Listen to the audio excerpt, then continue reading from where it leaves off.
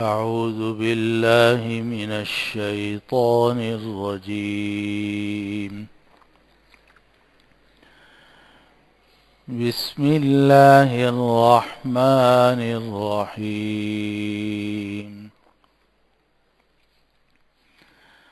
يا نساء النبي من يأت منكن بفاحشة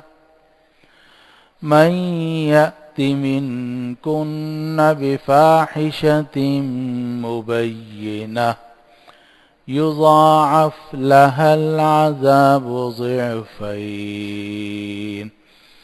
وكان ذلك على الله يسيرا. ومن يقنت منكن لله ورسوله وتعمل صالحا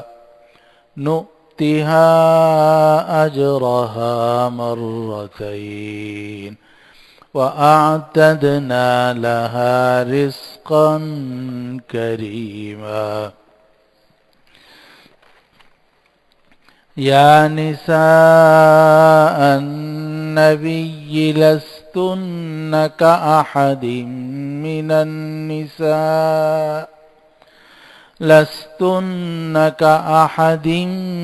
النساء إن اتقيتن. يا نساء النبي لستن كأحد من النساء إن اتقيتن فلا تخضعن بالقول فيطمع الذي في قلبه مرض وقلن قولا معروفا. آمنت بالله صدق الله العظيم. اے نبی کی عورتوں، تم میں سے جو عورت کھلی بےہودگی کا کام کرے گی اس کے لیے عذاب دگنا کر دیا جائے گا، اور اللہ پر یہ کام بہت آسان ہے۔ اور تم میں سے جو خاتون اللہ کی اطاعت کرے گی اور اس کے رسول کی اطاعت کرے گی اور نیکی کے کام کرے گی تو ہم اس کو دگنا ثواب عطا کریں گے، اور ہم نے اس کے لیے عزت والا رزق تیار کر کے رکھا ہے۔ اے نبی کی عورتوں، تم عام عورتوں کی طرح نہیں ہو۔ اگر تم متقی ہو تو تم گفتگو کے اندر لوچ اختیار مت کرو کہ لالچ کرنے لگے وہ شخص جس کے دل میں بیماری ہے، اور بھلی بات کہتی رہو۔ یہ ہے ان 3 آیات مبارکہ کا ترجمہ جو ابھی تلاوت کی گئی ہیں، اور یہ سورۃ الاحزاب کی آیت نمبر 30، 31 اور 32 3 آیات ہیں۔ اس سے پہلے جو 2 آیتیں گزشتہ ہفتے بیان کی گئیں ان میں اللہ سبحانہ وتعالی نے ازواج مطہرات کو یہ ارشاد فرمایا تھا کہ اگر تم نے نبی کے گھر میں رہنا ہے پھر تو اسی فقر و فاقے کے ساتھ رہنا ہوگا اور دنیا سے اپنی نظریں ہٹانی ہوں گی، اور اگر تم دنیا کی زندگی چاہتی ہو اور زیب و زینت اور خوبصورتیاں چاہتی ہو، مال و دولت کی فراوانی چاہتی ہو، تو حضور صلی اللہ علیہ وسلم سے یہ کہلوایا گیا کہ آؤ میں تمہیں سامان دوں گا، دنیا کا سامان دوں گا، اور خوبصورتی کے ساتھ تمہیں رخصت کر دوں گا، یعنی تم پھر میرے گھر میں نہیں رہ سکتی۔ لیکن اگر تم اللہ کو چاہتی ہو، رسول کو چاہتی ہو اور آخرت کے گھر کو چاہتی ہو تو اللہ تعالیٰ نے تم میں سے اچھی عورتوں کے لیے، نیک عورتوں کے لیے اجر عظیم تیار کر کے رکھا ہے۔ اور جیسا کہ گزشتہ ہفتے میں نے بیان کیا تھا کہ نبی کریم صلی اللہ علیہ وسلم نے تمام ازواج مطہرات کو اختیار دیا، اور ہر خاتون سے کہا، اپنی ازواج مطہرات میں سے ہر بیوی سے کہا کہ تمہیں اختیار ہے، اگر تم دنیا چاہتی ہو، زیب و زینت چاہتی ہو تو ٹھیک ہے، میں تمہیں دنیا کا ساز و سامان دیتا ہوں، مگر پھر تم اس گھر میں نہیں رہ سکتی، اور تمہیں میں خوبصورتی کے ساتھ رخصت کر دوں گا، لیکن تم اگر اللہ کو چاہتی ہو، رسول کو چاہتی ہو اور آخرت کا گھر چاہتی ہو تو پھر انہی حالات میں تمہیں رہنا ہوگا، اور دنیا کی یہ زیبائش، نمود و نمائش اور یہ جو خوبصورتی کی چیزیں ہیں یہ تمہارے دل میں نہیں ہونی چاہیے۔ اللہ نے تمہارے لیے آخرت کے اندر اجر عظیم تیار کر کے رکھا ہے۔ تو نبی کریم صلی اللہ علیہ وسلم کو حکم دیا گیا کہ آپ اپنے ازواج مطہرات کو اختیار دے دیں کہ میرے پاس رہنا چاہتی ہو یا جانا چاہتی ہو۔ اور اس سے ایک اور مسئلہ ثابت ہوا کہ شوہر کو چاہیے کہ زبردستی اپنی بیوی کو اپنے پاس روک کے نہ رکھے، بلکہ بیوی کو اختیار دے دے کہ بھئی اگر تم جانا چاہتی ہو تو ٹھیک ہے چلی جاؤ، میں تمہیں خوبصورتی کے ساتھ رخصت کروں گا، تمہیں ساز و سامان دوں گا، اور اگر تم رہنا چاہتی ہو تو جیسے میرے حالات ہیں اسی کے اندر تمہیں گزارا کرنا پڑے گا۔ یہ ہے شرافت اور اخلاق کا طریقہ، اور اسی کی اللہ سبحانہ و تعالی نے نبی کریم صلی اللہ علیہ وسلم کو ہدایت فرمائی، اور نبی کریم صلی اللہ علیہ وسلم نے اسی ہدایت کے مطابق اپنی تمام ازواج مطہرات میں سے ہر ایک کو فردن اختیار دیا کہ تم اگر رہنا چاہو تو رہو، اور اگر جانا چاہتی ہو تو میں تمہیں سامان دوں گا اور خوبصورتی سے تمہیں رخصت کر دوں گا۔ سب سے پہلے آپ نے حضرت عائشہ رضی اللہ عنہا کو اختیار دیا کہ رہنا چاہتی ہو تو یہ صورت ہے اور جانا چاہو تو وہ صورت ہے، لیکن چونکہ وہ بچی تھیں اس لیے آپ نے احتیاطاً ان سے یہ بات فرما دی کہ تم جلدی میں کوئی فیصلہ نہ کرنا، بلکہ اپنے والدین سے مشورہ کر لینا۔ حضرت عائشہ رضی اللہ عنہا کمال قوت ایمان والی تھی، انہوں نے فوراً کہا افی ھذا استشیر ابویہ، کیا اس معاملے میں اپنے ماں باپ سے مشورہ کروں؟ کوئی مشورے کی ضرورت نہیں ہے، انی ارید اللہ ورسولہ والدار الاخرہ، میں اللہ کو چاہتی ہوں، رسول کو چاہتی ہوں اور آخرت کا گھر چاہتی ہوں۔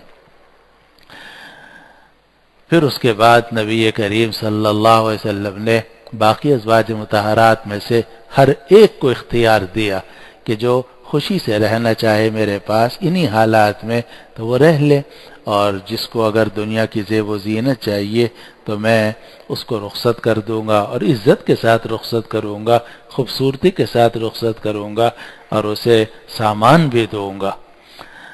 آپ نے اپنی ازواج مطہرات میں سے ہر ایک کو اختیار دیا، لیکن آپ کی تمام ازواج مطہرات نے نبی کریم صلی اللہ علیہ وسلم ہی کو اختیار کیا، اور کسی نے بھی جانے کا کوئی ارادہ نہیں کیا۔ گویا دوسرے لفظوں میں انہوں نے سوچ سمجھ کر یہ بات طے کر لی کہ ہمیں دنیا کی یہ رونق اور زیب و زینت اور یہ خوبصورتی کی چیزیں نہیں چاہیے، ہمیں اللہ چاہیے، رسول چاہیے اور آخرت کا گھر چاہیے، اس لیے ہم نبی کریم صلی اللہ علیہ وسلم کے ساتھ ہی رہیں گے، چاہے آپ کے مالی حالات کتنے ہی کمزور کیوں نہ ہوں، اور چاہے دنیا کا ساز و سامان آپ کے گھر میں نہ ہو۔ جب یہ معاملہ ہو گیا اور تمام ازواج مطہرات نے نبی کریم صلی اللہ علیہ وسلم کو اختیار کر لیا تو اللہ سبحانہ و تعالی نے ان ازواج مطہرات پر ایک احسان فرمایا، اور وہ یہاں تو نہیں ہے لیکن آگے آنے والا ہے سورۃ الاحزاب ہی کے اندر، کہ اللہ تعالی نے نبی کریم صلی اللہ علیہ وسلم پر آیت نازل فرما دی کہ لا يحل لك النساء من بعد ولا ان تبدل بهن من ازواج ولو اعجبك حسنهن الا ما ملكت يمينك وكان الله على كل شيء رقيبا، جس کا حاصل یہ ہے کہ اب ان ازواج مطہرات نے آپ کو اختیار کیا ہے تو اب اس کے بعد آپ کو کوئی اور مزید نکاح کرنے کی اجازت نہیں ہے۔ اور آپ اپنی ان بیویوں میں سے کسی کو تبدیل بھی نہیں کر سکتے. لا يحل لك النساء من بعد ولا ان تبدل بهن من ازواج ولو اعجبك حسنهن الا ما ملكت يمينك. بہرحال یہ واقعات ہو گئے.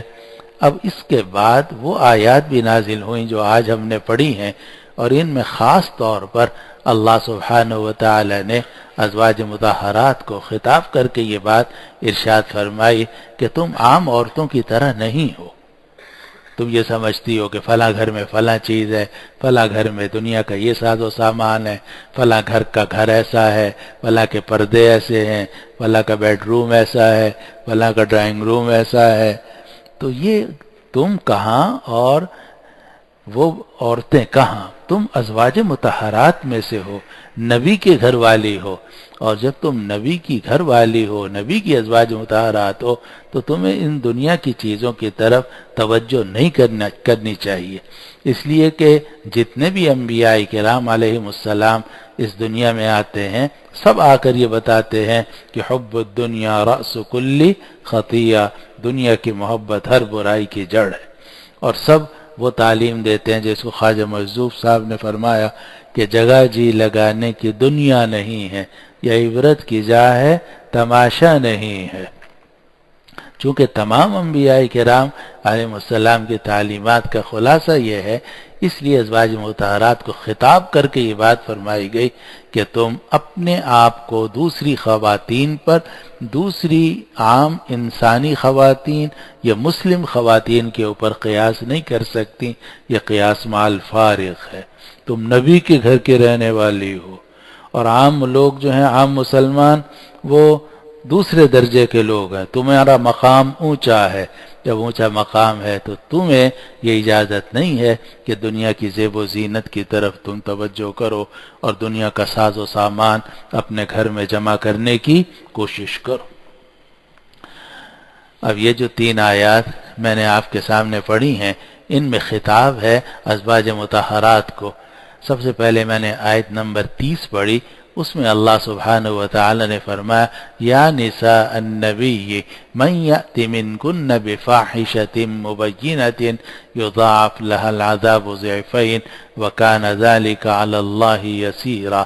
اے نبی کی بیویوں، تم میں سے جو عورت کھلی برائی کا ارتکاب کرے گی تو اس کو عذاب دگنا دیا جائے گا،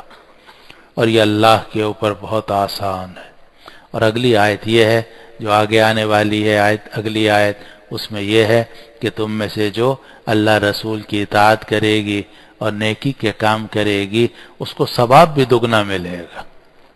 تو یہ ازواج مطہرات کی خصوصیت بیان کی گئی کہ تم عام مسلمان گھرانے کی عورتوں کی طرح نہیں ہو، تم نبی کی بیوی ہو، اور نبی ایک خاص منصب پر فائز ہوتا ہے. وہ تمام انسانوں کو اور تمام مسلمانوں کو خاص دعوت دے رہا ہوتا ہے. تم اس کی بیوی ہو کر عام مسلمانوں کی بیویوں کی طرح دنیا کی چیزوں کی ہوس میں لگ جاؤ، یہ کیسے ممکن ہے؟ یہ نبی کے گھر میں یہ بات نہیں ہو سکتی. اور اگر تم نے نبی کے گھر میں رہ کر دنیا کی ساز و سامان، دنیا کی محبت اور دنیا کی چیزوں کی غلطی کا ارتکاب کیا تو تمہیں دگنا عذاب دیا جائے گا. لیکن اس کے ساتھ ساتھ یہ بھی ہے کہ اگر تم نے اللہ کی اطاعت کی، رسول کی اطاعت کی اور نیکی کا راستہ اختیار کیا، تمہیں ثواب بھی دگنا ملے گا. اور یہ ایک بڑی بات معلوم ہوئی کہ جتنا بڑا منصب زیادہ ہوتا ہے اتنا ہی اگر ثواب زیادہ ہو تو اللہ تعالیٰ کی طرف سے پکڑ بھی اللہ تعالیٰ پناہ میں رکھے زیادہ ہوتی ہے. ایک عام آدمی گناہ کرے، ایک عالم گناہ کرے، ظاہر ہے بڑا فرق ہوتا ہے. عام آدمی گناہ کرے گا تو ظاہر ہے وہ عام آدمی ہے، لیکن ایک آدمی جو دین کی دعوت دے رہا ہے وہ گناہ کا ارتکاب کرے تو اس کا گناہ زیادہ سخت ہوتا ہے. اللہ تعالیٰ ہم سب کو دنیا اور آخرت کی رسوائی سے محفوظ رکھے. اللہم انا نعوذ بک من خزی الدنیا وعذاب الآخرہ. یا اللہ ہم دنیا کی رسوائی سے بھی آپ کی پناہ چاہتے ہیں، آخرت کے عذاب سے بھی آپ کی پناہ چاہتے ہیں. تو ہر آدمی کا مقام علیحدہ علیحدہ ہوتا ہے. ایک جاہل ہے، ایک عالم ہے، جاہل غلطی کرے وہ بھی غلطی ہے، عالم غلطی کرے وہ بھی غلطی ہے، غلطی تو غلطی ہے، اچھائی اچھائی ہے، برائی برائی ہے، لیکن ایک جاہل ہے جس کو غلطی کا پتہ نہیں چلا یا غلطی کا صحیح اندازہ نہیں ہوا، ایک عالم ہے جس کو غلطی کا پورا اندازہ ہے پھر وہ غلطی کرتا ہے، دونوں میں بڑا فرق ہے۔ تو یہی بات ازواج مطہرات کے بارے میں ارشاد فرمائی گئی کہ اے نبی کی بیویو، اگر تم میں سے کوئی بےہودگی کا ارتکاب کرے گی تو اس کو دگنی سزا ملے گی، اور تم نے اگر نیکی کا راستہ اختیار کیا تو تمہیں دگنا ثواب ملے گا۔ ایک مرتبہ نبی کریم صلی اللہ علیہ وسلم کو بخار تھا، اتنا سخت بخار تھا، اتنا آپ پھک رہے تھے کہ حضرت عائشہ رضی اللہ عنہا نے ہاتھ رکھا تو ان کے ہاتھ بہت زیادہ ان کو محسوس ہوا کہ اتنا بخار۔ عرض کیا کہ یا رسول اللہ اتنا تیز بخار ہے آپ کو؟ فرمایا کہ ہاں، مجھے 2 آدمیوں کے برابر بخار ہوتا ہے، مجھے 2 آدمیوں کے برابر بخار ہوتا ہے۔ حضرت عائشہ رضی اللہ عنہا نے فرمایا اس لیے کہ آپ کو ثواب بھی تو دگنا ملتا ہے؟ فرمایا ہاں، مجھے ثواب بھی دگنا ملتا ہے۔ تو جن کے رتبے زیادہ ہوتے ہیں ان پر ذمہ داریاں بھی زیادہ ہوتی ہیں، اور یہ بات کہ نبی کریم صلی اللہ علیہ وسلم کا رتبہ اتنا بڑا اتنا بڑا اتنا بڑا کہ ہم تو اس کا اندازہ بھی نہیں کر سکتے، لیکن اللہ سبحانہ و تعالی نے سورہ بنی اسرائیل میں ایک جگہ یہ بات ارشاد فرمائی کہ اگر آپ نے ان کافروں کے ساتھ زیادہ توجہ کی، ان کے ساتھ اٹھنا بیٹھنا رکھا، ہم آپ کو دگنی سزا دیں گے۔ اب نبی کریم صلی اللہ علیہ وسلم جیسا عظیم انسان، اس کو قرآن یہ کہتا ہے اِذًا لَأَذَقْنَاكَ ضِعْفَ الْحَيَاةِ وَضِعْفَ الْمَمَاتِ ثُمَّ لَا تَجِدُ لَكَ بِهِ عَلَيْنَا وَكِيلًا إِلَّا رَحْمَةً مِّن رَّبِّكَ إِنَّ فَضْلَهُ كَانَ عَلَيْكَ كَبِيرًا۔ اللہ کا کلام ہے اور اللہ کی کبریائی ایک ایک لفظ سے ظاہر ہوتی ہے۔ قرآن نے فرمایا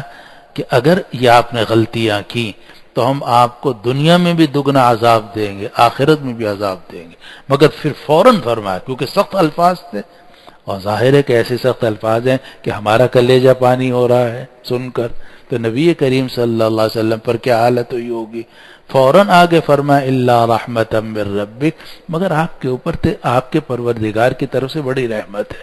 ان فضلہ کان علیک کبیرا، اللہ کا آپ کے اوپر بہت فضل ہے۔ لیکن وہاں یہ بات سکھا دی گئی کہ لازقناک ضعف الحیات وضعف الممات،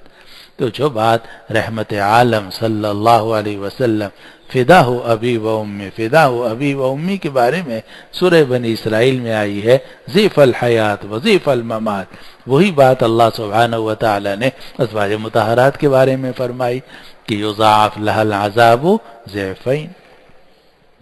تو یہ جو پہلی آیت ہے یعنی آیت نمبر 30، اس میں ارشاد ہے کہ اے نبی کی بیویو، تم میں سے جو عورت کسی کھلی برائی کا ارتکاب کرے گی،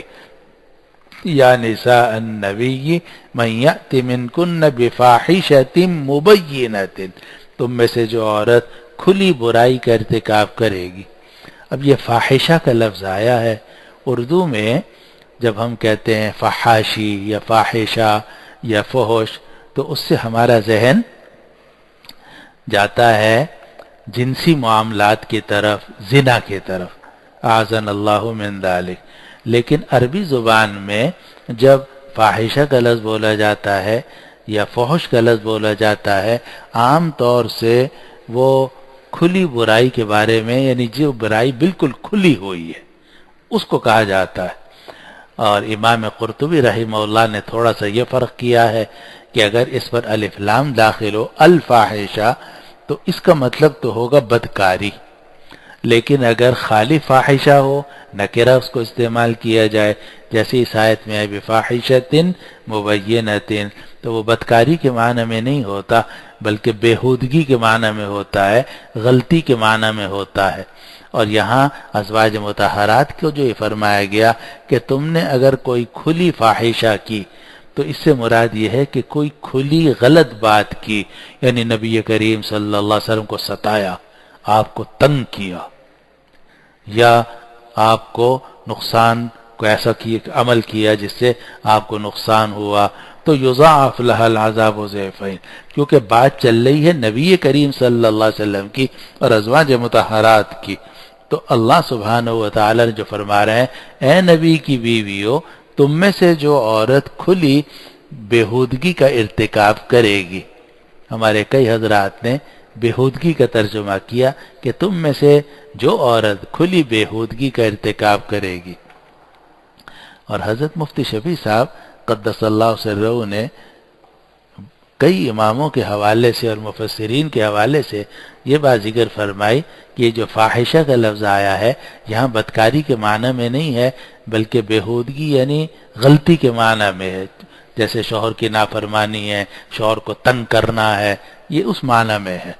اور فرمایا کہ وجہ اس کی یہ ہے کہ ہم اس فاحشہ کو بدکاری کے معنی میں اس لیے بھی نہیں لے سکتے کہ آگے صفت آ رہی ہے مبینہ، اور بدکاری کبھی بھی مبینہ نہیں ہوتی، چپکے چپکے کی جاتی ہے، لیکن قرآن اس کو کہہ رہا ہے بفاحشۃ مبینہ، اس سے بھی معلوم ہوتا ہے کہ یہاں وہ غلطیاں مراد ہیں کہ جو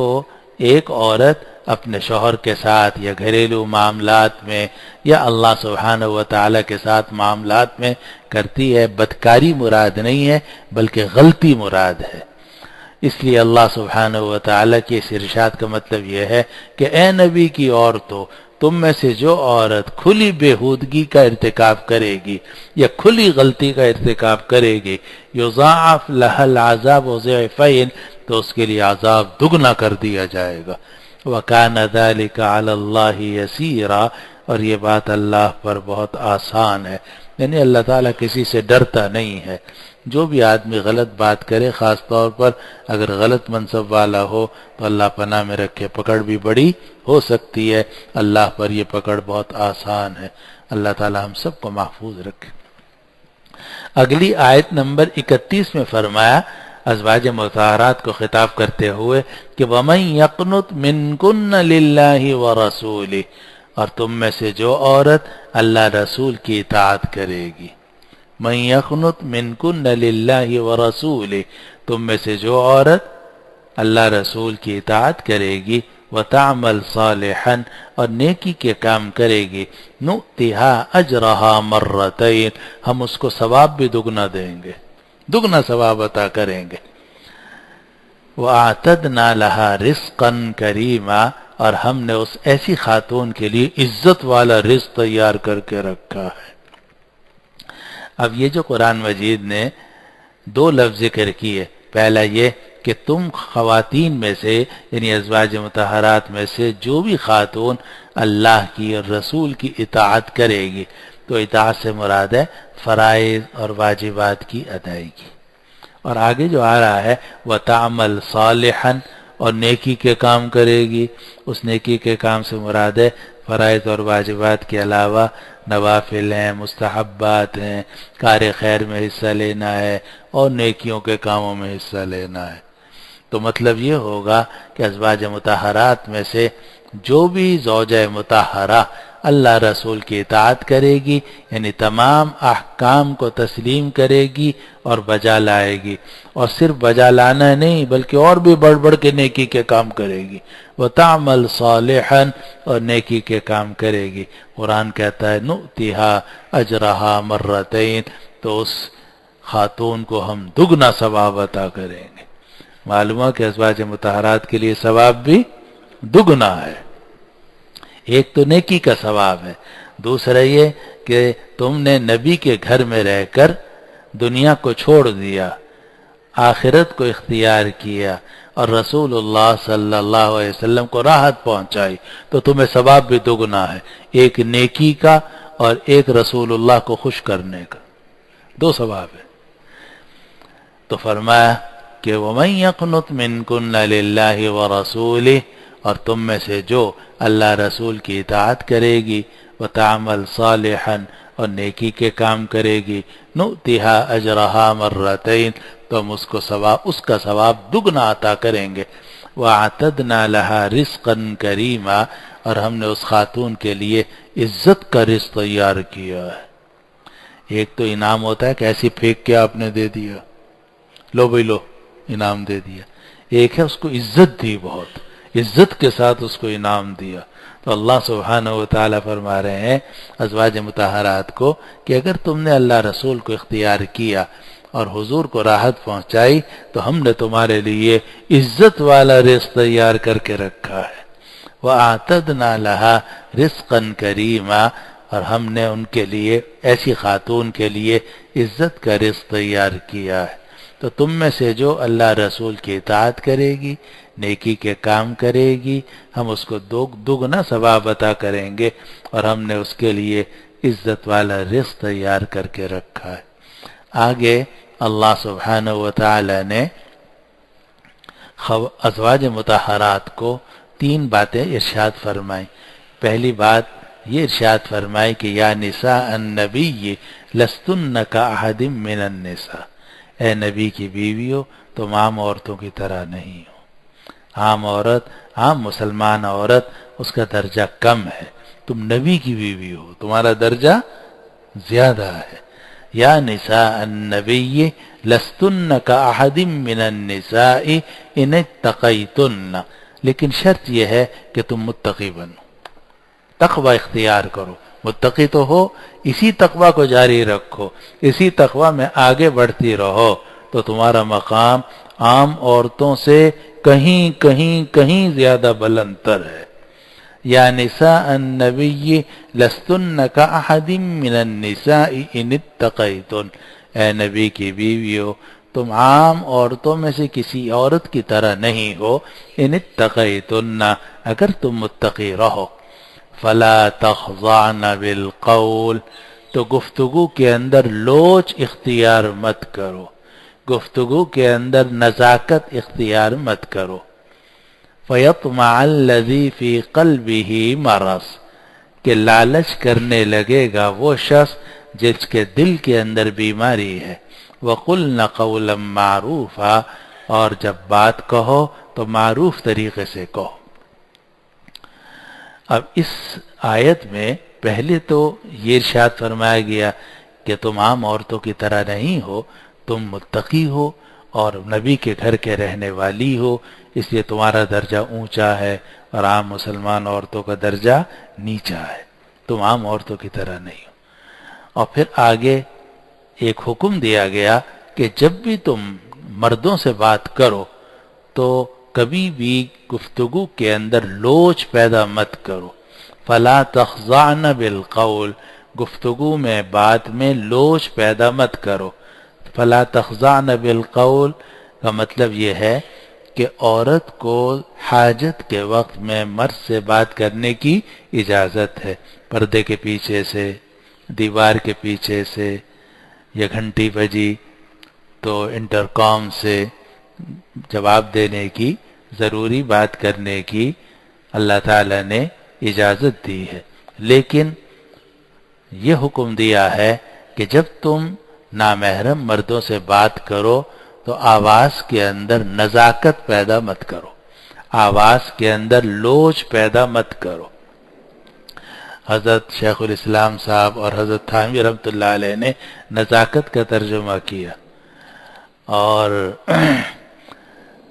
بعض حضرات نے لوچ کا.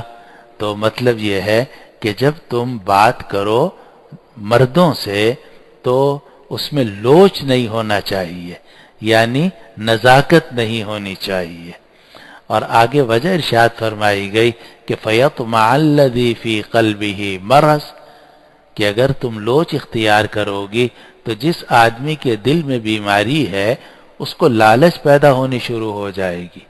اور پس منظر اس کا یہ ہے کہ نبی کریم صلی اللہ علیہ وسلم پر یہ آیات نازل ہوئی. آپ مدینہ منورہ میں تھے، وہاں جس طرح کبار صحابہ اور خیار صحابہ رضوان اللہ علیہم اجمعین تھے، اس طرح وہاں منافق بھی تھے، اسی طرح وہاں یہودی بھی تھے. خاص طور پر منافق جو تھے وہ اپنے آپ کو مسلمان کہتے تھے، اور نبی کریم صلی اللہ علیہ وسلم ان کے ساتھ مسلمانوں والا ہی معاملہ کرتے تھے، تو وہ بھی آتے جاتے رہتے تھے اور نبی کریم صلی اللہ علیہ وسلم کی خدمت میں، اور کبھی پردے کے پیچھے سے ازواج مطہرات سے بات کرنے کی ضرورت بھی پڑ جاتی تھی تو خواتین پردے کے ساتھ بات بھی کر لیتی تھی. تو اللہ سبحانہ و تعالی نے ازواج مطہرات کو حکم دیا کہ جب تم بات کرو تو آواز میں لوچ پیدا مت کرو، آواز میں نرمی پیدا مت کرو. اور وجہ یہ ارشاد فرمائی کہ فَيَطْمَعَ الَّذِي فِي قَلْبِهِ مَرَضٌ، کہ لالچ کرنے لگے گا وہ آدمی جس کے دل کے اندر بیماری ہے. یہ جو یہاں فرمایا گیا کہ فَيَطْمَعَ الَّذِي فِي قَلْبِهِ مَرَضٌ، اگر آپ فی قلبی مرض یہاں کو لے لیں اور پھر سورۃ البقرہ میں جو بالکل شروع میں آیا ہے فی قلوبہم مرض فزادہم اللہ مرضا، تو وہاں بھی فی قلوبہم مرض فزادہم اللہ مرضا سے منافق مراد ہے کہ جو ہر طریقے سے نبی کریم صلی اللہ علیہ وسلم کو تکلیفیں پہنچانا چاہتے تھے اور چپکے آپ کے خلاف سازشیں بھی کرتے رہتے تھے. تو اللہ سبحانہ و تعالی نے ازواج مطہرات کو یہ تلقین کی کہ اگر تم نرمی سے بات کرو گی ان مردوں سے تو اس کا ڈر ہے کہ جو منافق ہیں، جن کے دل کے اندر بیماری ہے کفر کی اور نفاق کی، ان کو لالچ پیدا ہو جائے گا. لالچ پیدا ہو جائے گا یعنی ان کو ہمت بڑھے گی آگے ہونے کی، اور پھر وہ کوشش کریں گے کہ ہم اور بات کریں اور اس سے خرابی پیدا ہونے کا امکان بلکہ یقین نہیں ہے. اس لیے اے ازواج مطہرات جب کسی سے بات کرو تو آواز کے اندر لوچ اور نرمی پیدا مت کرو. اور اسی سے حضرت مفتی شفیع صاحب قدس اللہ سرہ اور دوسرے تمام فقہاء نے یہ بات ثابت کی کہ اگر حاجت کے وقت میں عورت مرد سے بات کرنا چاہے تو شرعاً اس کی گنجائش ہے. چنانچہ ازواج مطہرات اور صحابیات رضی اللہ عنہن حدیثیں بھی سنا دیتی تھیں، واقعات بھی اپنے زمانے کے سنا دیتی تھیں اور بھی حاجت کے مطابق بات کر لیتی تھیں. حضرت عبداللہ ابن عباس رضی اللہ عنہ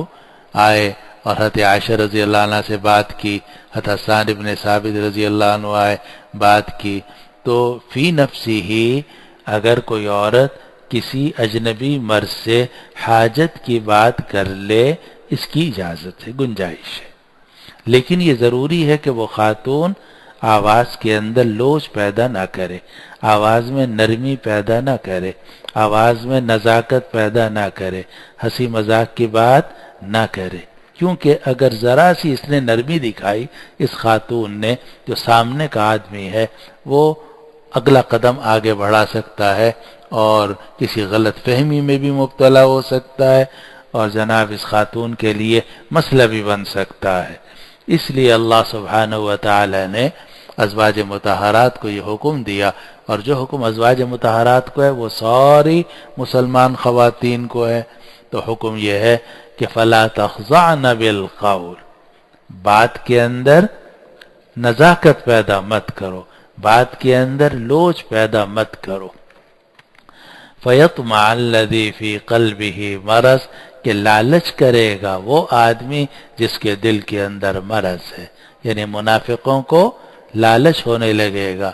اور وہ کاشان نبوت کے اندر گھسنے کی خواہش یا رغبت ان کے دلوں میں پیدا ہو جائے گی. اس لیے تم ایسا موقع ہی نہ آنے دو، اور جب بات کرو تو تھوڑے سے روکھے انداز سے کرو، تھوڑے سے خشک انداز سے کرو، لوچ اور نرمی نہیں ہونی چاہیے تاکہ مرد کو آگے بڑھنے کی ہمت نہ ہو. لیکن اس کا یہ مطلب بھی نہیں ہے کہ بدتمیزی سے بات کرو. اس لیے آگے اللہ سبحانہ و تعالی نے فوراً ایک جملہ ذکر کیا کہ وَقُلْنَ قَوْلًا مَعْرُوفًا، اور بات کرو ایسے طریقے سے جو معروف ہو. معروف بات کرو. معروف بات کا مطلب یہ ہوتا ہے کہ وہ بات شریعت کے بھی مطابق ہو، عقل کے بھی مطابق ہو، عرف کے بھی مطابق ہو. اب بات شریعت کے مطابق ہے، عقل کے مطابق ہے، اخلاق کے مطابق ہے، ایسی بات کرنے کی خاتون کو اجازت ہے، لیکن آواز میں لوچ پیدا کرنا یا نزاکت کرنا یا فضول باتیں کرنا اس کی اجازت نہیں ہے. تو اس آیت نمبر 32 میں اللہ تعالیٰ کا ارشاد ہے یا نساء النبی لستن کاحد من النساء، اے نبی کی بیویوں تم عورتوں میں سے عام عورت کی طرح نہیں ہو، ان اتقیتن، اگر تم تقوی اختیار کیے رکھو، اگر تم متقی رہو تو تم عام عورتوں کی طرح نہیں ہو، یعنی تمہارا مقام عام عورتوں سے کہیں بڑھ کر ہے۔ جب یہ بات ہے کہ تمہارا مقام تو عام عورتوں سے بھی بڑھ کر ہے، فلا تخضعن بالقول، تو گفتگو کے اندر نزاکت پیدا مت کرو، فیطمع الذی فی قلبہ مرض، تو لالچ کرنے لگے گا وہ آدمی جس کے دل میں مرض ہے، یعنی منافق۔ اور آگے فرمایا وَقُلْنَ قَوْلًا مَعْرُوفًا، اور بات کرو معروف بات کرو، حضرت شیخ الہند نے ترجمہ کیا، اور کہو بات معقول یعنی معقول بات کرو۔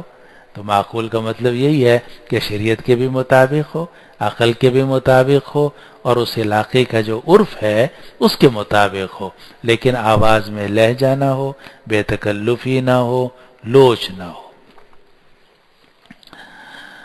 وَقُلْنَ قَوْلًا مَعْرُوفًا، اور معروف بات کرو۔ اللہ، اب یہ 3 آیتیں ہیں، فی الحال انہی کا ترجمے پر ہم اکتفا کرتے ہیں، کیونکہ آگے جو اگلی آیت آ رہی ہے وہ لمبی بھی ہے اور اس میں کچھ تفصیل بھی ہے۔ تو یہ ان 3 آیتوں کا ترجمہ پھر سے سن لیجئے۔ یا نساء النبی من یأت منکن بفاحشۃ مبینۃ یضاعف لها العذاب ضعفین وکان ذلک علی اللہ یسیرا، اے نبی کی بیویوں تم میں سے جو عورت کھلی برائی کا ارتکاب کرے گی اس کے لیے عذاب دگنا کر دیا جائے گا، عذاب کو بڑھا دیا جائے گا دگنا، وَكَانَ ذَلِكَ عَلَى اللَّهِ يَسِيرًا، اور یہ عذاب کا بڑھانا اللہ پر بہت آسان ہے۔ وَمَن يَقْنُتْ مِنكُنَّ لِلَّهِ وَرَسُولِهِ، لیکن تم میں سے جو اللہ رسول کی اطاعت کرے گی، وَتَعْمَلْ صَالِحًا، اور نیکی کے کام کرے گی، نُؤْتِهَا أَجْرَهَا مَرَّتَيْن، ہم اس کو اس کا ثواب بھی دگنا دیں گے۔ وَأَعْتَدْنَا لَهَا رِزْقًا كَرِيمًا، اور ہم نے اس کے لیے عزت کا رزق تیار کر کے رکھا ہے، ہم نے اس کے لیے عزت کا رزق تیار کر کے رکھا ہے۔ یا نساء النبی لستن کاحد من النساء ان اتقیتن، اے نبی کی بیویوں تم عورتوں میں سے عام عورتوں کی طرح نہیں ہو اگر تم متقی ہو، فلا تخضعن بالقول، اے نبی کی بیویوں اگر تم متقی ہو تو تم عورتوں میں سے عام عورت کی طرح نہیں ہو، اے نبی کی بیویوں اگر تم متقی ہو تو تم عورتوں میں سے عام عورت کی طرح نہیں ہو، فلا تخضعن بالقول، تو بات کرنے میں نزاکت پیدا مت کرو، فیطمع الذی فی قلبہ مرض، تو لالچ کرنے لگے گا وہ آدمی جس کے دل میں بیماری ہے۔ وَقُلْنَ قَوْلًا مَعْرُوفًا، اور بات کہو ایسی بات جو معروف ہو، یعنی شریعت کے بھی مطابق ہو اور عقل کے بھی مطابق ہو اور اخلاق اور عادت کے بھی مطابق ہو۔ تو یہ ہدایات دی گئی ہیں ازواج مطہرات کو، لیکن یہ صرف ازواج مطہرات کے لیے نہیں ہے بلکہ تمام خواتین اسلام کے لیے ہیں، جیسا کہ قرآن مجید کے اندر جگہ جگہ نبی کریم صلی اللہ علیہ وسلم کو احکام دیے گئے ہیں، لیکن وہ احکام صرف نبی کریم صلی اللہ علیہ وسلم کے ساتھ خاص نہیں ہے بلکہ وہ آپ کے واسطے سے امت کے تمام افراد کے لیے ہوتے ہیں، تمام مردوں کے لیے ہوتے ہیں۔ اس طرح یہ احکام صرف ازواج مطہرات کے ساتھ خاص نہیں ہے بلکہ یہ تمام خواتین اسلام کے لیے ہے۔ وآخر دعوانا ان الحمد للہ رب العالمین۔ دعا کر لیجیے۔ الحمد للہ رب العالمین والعاقبۃ للمتقین والصلاة والسلام علی سیدنا وشفیعنا ومولانا محمد وعلى آلہ واصحابہ اجمعین یا ارحم الراحمین یا رب العالمین۔ ہمارے اس بیٹھنے کو اپنی بارگاہ میں قبول فرما لیجئے، ہمارے گھروں سے نکلنے کو اپنی بارگاہ میں قبول فرما لیجئے۔ یا اللہ ہمیں قرآن مجید کے انوار سے منور فرما دیجئے۔ یا اللہ یا اللہ یا ارحم الراحمین، قرآن مجید کی تلاوت کی ہمیں توفیق عطا فرما، قرآن مجید کو سمجھنے کی توفیق عطا فرما، قرآن مجید میں غور و فکر کرنے کی توفیق عطا فرما، قرآن مجید کو تھامنے کی توفیق عطا فرما۔ یا اللہ اس قرآن مجید پر خاص طور سے قرآن و سنت پر ہمیں عمل کی توفیق عطا فرما۔ اللہم اجعل القرآن ربیع قلوبنا وجلاء احزاننا وذہاب ہمومنا وغمومنا۔ یا اللہ یا ارحم الراحمین، ہم میں ہمارے متعلقین احباب میں جو بیمار ہیں انہیں شفا عطا فرما، مریضوں کو صحت عطا فرما۔ یا اللہ جو بے گھر ہیں انہیں گھر عطا فرما، جو بے اولاد ہیں انہیں اولاد صالح نرینہ عطا فرما، جو مقروض ہیں انہیں قرضے سے نجات عطا فرما، جو پریشان ہیں ان کی پریشانیاں دور فرما۔ یا اللہ ہماری تمام جائز حاجتیں اپنے فضل و کرم سے آسانی سے پوری فرما۔ یا اللہ آپ علام الغیوب ہیں، ہماری حاجتوں کو ہم سے زیادہ جاننے والے ہیں۔ یا اللہ ہماری تمام جائز حاجتیں اپنے فضل سے پوری فرما، ہماری دنیا بھی اچھی فرما، آخرت بھی اچھی فرما، ہمیں حیات طیبہ نصیب فرما، پاکیزہ زندگی نصیب فرما، ستھری زندگی نصیب فرما، ہمیں قرآن و حدیث کی صحیح فہم عطا فرما۔ یا اللہ ہمیں اچھا مسلمان بنا۔ یا اللہ یا ارحم الراحمین، ہمیں گمراہی سے بچا، غلطی سے، خطا سے، زلل سے اور ضلال سے ہماری حفاظت فرما۔ وصلی اللہ تعالی علی خیر خلقہ سیدنا و شفیعنا و حبیبنا و مولانا محمد وعلی آلہ واصحابہ اجمعین برحمتک یا ارحم الراحمین۔